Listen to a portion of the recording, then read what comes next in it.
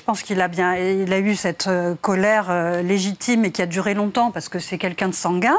Puis moi, je pense qu'il y a eu ce petit coup de déprime. Et puis là, maintenant, il est honnête, il est au combat, il y va, il y croit. Et surtout, je le répète, que tous les hommes politiques prennent exemple sur cette capacité à reconnaître quand on a perdu et qu'il faut repartir. La question, c'est, quand il fait ça, on disait un politique rompu, etc., il se livre à un exercice de psychologique, de psychologie de l'adversaire et des troupes, ou il est dans un exercice politique? Un exercice politique à 100%.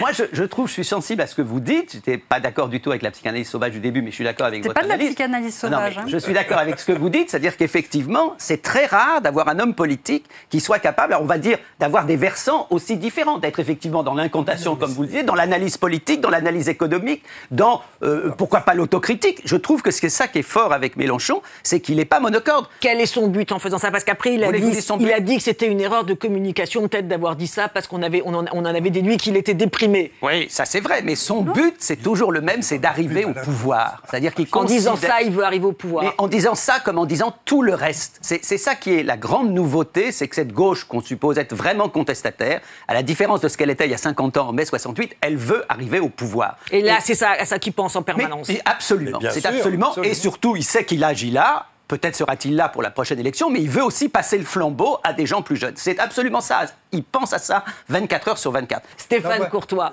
Ce que je trouve fascinant chez Mélenchon, c'est d'une part sa biologie, entre guillemets. Il ne faut pas oublier qu'il est fils et petit-fils d'Espagnols et de Siciliens. Alors pour ce qui est du sang chaud et du combatif, il ne faut pas s'étonner. Mais d'un autre côté, dans cette séquence que vous venez de passer, c'est vraiment le léniniste qui ressort. C'est-à-dire l'homme qui veut aller au pouvoir, qui est révolutionnaire, ne croyons pas qu'il n'est pas révolutionnaire, sur le fond, il est radicalement opposé au bon sens du terme, je rajouterais. Bon, mettons ce qu'on veut, ça, on ne sait jamais comment finissent les révolutions. Et là, regardez, alors vous me dites, oh oui, mais après il a dit c'est une erreur de communication. Mais pas du tout, c'est remarquable ce qu'il a fait là. Il fait semblant d'être totalement détendu, et en réalité, il vient de se positionner exactement en face de Macron. Sur le thème, mon petit gars, t'as marqué un point, tu vas voir, on va s'occuper de toi. Bon, et en plus, alors vous me dites, il est très honnête, etc. Mais c'est un léniniste. Hein. Comme dit Lénine... Non, mais je veux dire... mais les faits sont têtus. C'était quand même... Les faits sont têtus.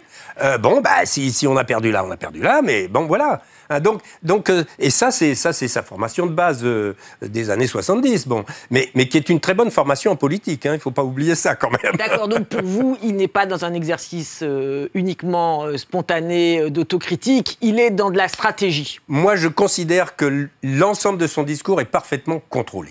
Il fait de la politique, il sait ce qu'il dit, à qui il le dit, à quel moment il le dit. Donc c'est la menace. Et regardez, il a juste dit comme ça. Oui, Macron a marqué un point, mais...